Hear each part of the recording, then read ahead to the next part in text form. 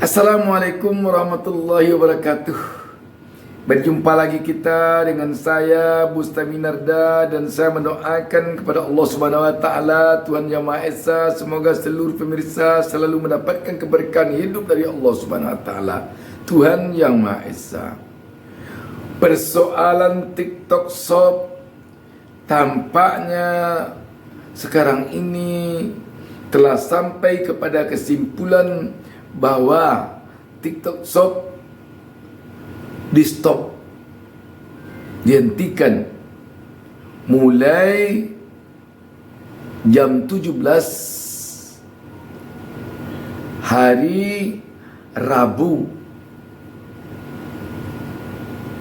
ini.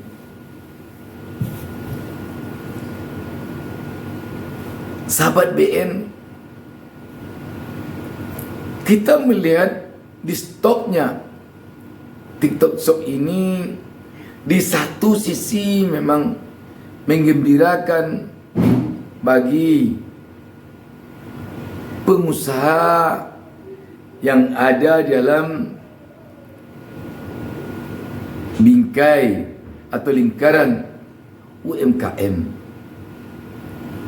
Tetapi di satu sisi jangan lupa bahwa juga menyedihkan bagi pengusaha yang ada di dalam bingkai atau lingkaran UMKM. Siapa pengusaha yang merasa diuntungkan dengan di stopnya TikTok Shop ini? Antara lain tentulah pengusaha UMKM yang menyewa tempat seperti penyewa toko di pasar Tanah Abang atau di pasar-pasar yang lain, terutama penjual pakaian yang offline semata, yang tidak berjualan secara online. Yang kedua yang gembira, pemilik toko sendiri. Kenapa dia gembira? Karena dengan di stopnya TikTok Shop ini, diharapkan tentu para pedagang akan kembali berusaha offline, menyewa tokonya yang selama ini tidak ada penyewanya, karena orang lebih memilih di rumah saja berjualan dengan memanfaatkan TikTok Shop. Sedangkan pemilik toko seperti toko-toko yang ada di pasar Tanah Abang itu, kalau tidak pun ada yang menyewa tokonya, dia harus bayar pajak juga, dia harus bayar servis charge juga. Ini masalahnya. Sedangkan yang menyewa toko, walaupun tidak berjualan, tetapi sewa toko harus bayar. Walaupun tidak ada transaksi, tidak ada yang beli, tidak ada jual beli, dia toh harus juga bayar sewa toko, harus juga bayar listrik, harus juga bayar service charge. Jadi inilah yang bergembira kalau kita perhatikan dengan di stopnya oleh pemerintah TikTok Shop ini. Siapa yang bersedih? Siapa yang merasa dirugikan? Juga pengusaha yang ada dalam lingkaran UMKM. Siapa mereka? Mereka yang tidak lagi menyewa toko seperti toko-toko yang ada di pasar Tanah Abang, tetapi mereka berjualan di rumahnya dengan memanfaatkan HP atau handphone melalui TikTok Shop. Mereka berjualan di rumahnya.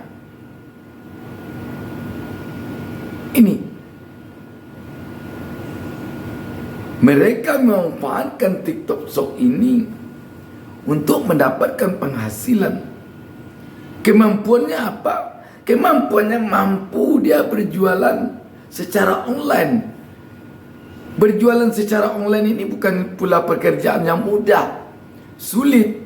Bayangkan berjam-jam berbicara tanpa henti dengan komunikasinya yang begitu komunikatif antara komunikator dengan komunikan, antara mereka yang bicara dengan audiennya yang ada di seluruh Indonesia.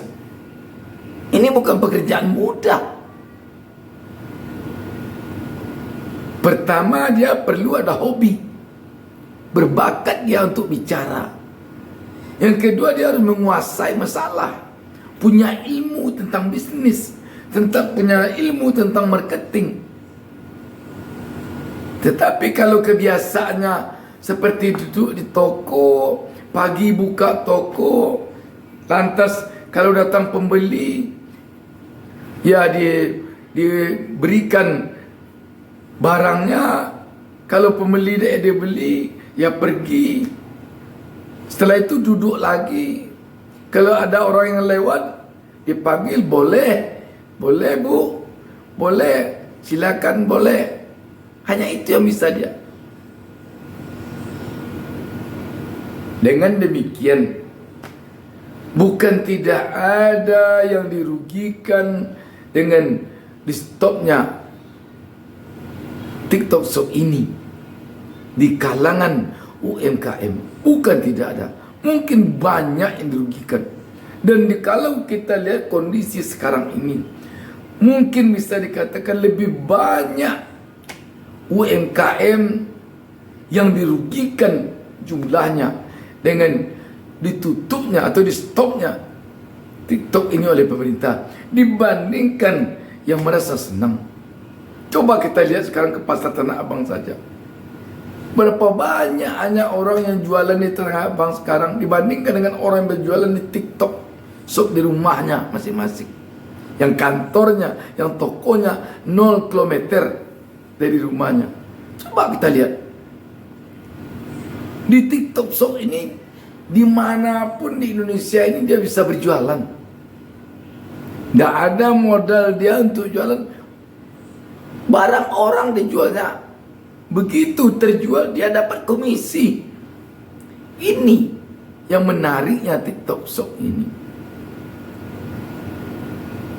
Kadang-kadang juga mungkin ada yang bertanya, apakah pemerintah menyetop TikTok Shop ini? Benar-benar analisanya karena dilihat merugikan UMKM, ataukah karena mempertimbangkan hal yang politis? Karena rata-rata menteri kita sekarang kan dari orang partai, kebanyakan dari orang partai. Kepentingannya yang banyak kepentingan politik, bukan semata-mata kepentingan rakyat banyak di dunia bisnis. Jadi hendaknya kita mengharapkan pemerintah di dalam menyetop TikTok Shop ini punya pertimbangan lagi bagaimana agar rakyat yang berada di dalam lingkaran UMKM yang sehari-hari dia berusaha berdagang sebagai UMKM tidak dirugikan. Bagaimana caranya? Pemerintah lah yang tahu. Pemerintah lah melakukan itu. Sebab pemerintah memang digaji untuk tidak merugikan rakyat. Kebijakan apa yang diambilnya, tetapi mensejahterakan rakyat. Tidak pula membeda-bedakan rakyat kebijakannya, tetapi bagaimana dia agar bisa benar-benar seminimal mungkin rakyat atau publik yang dirugikan oleh kebijakannya.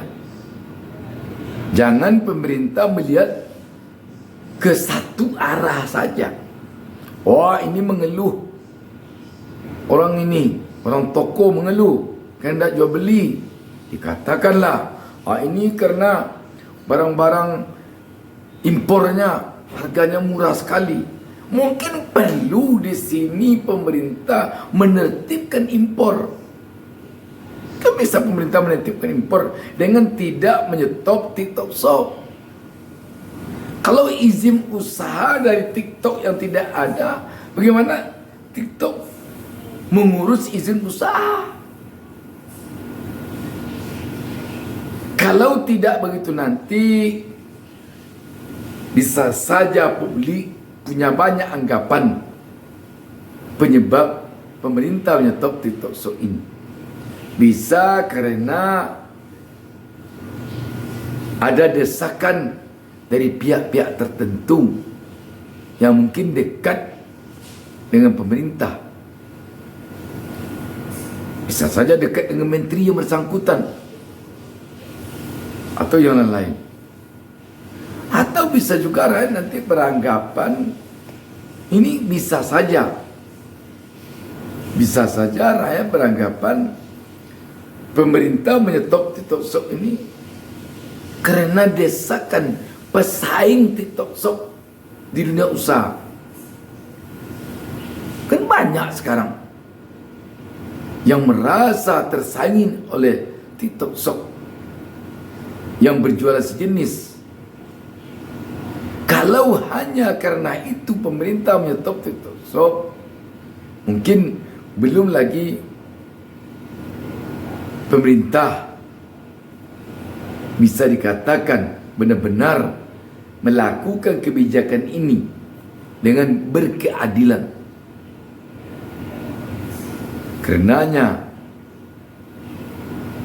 rakyat sekarang ini tampaknya ingin pemerintah menyetop TikTok Shop ini dengan cara yang sebijak-bijaknya tanpa merugikan rakyat manapun. Demikian wassalam. Dan jangan sampai kebijakan menyetop TikTok Shop ini membuat sebagian rakyat gembira, sebagian rakyat menangis. Jangan begitu hendaknya. Demikian wassalamualaikum warahmatullahi wabarakatuh. Jangan lupa subscribe.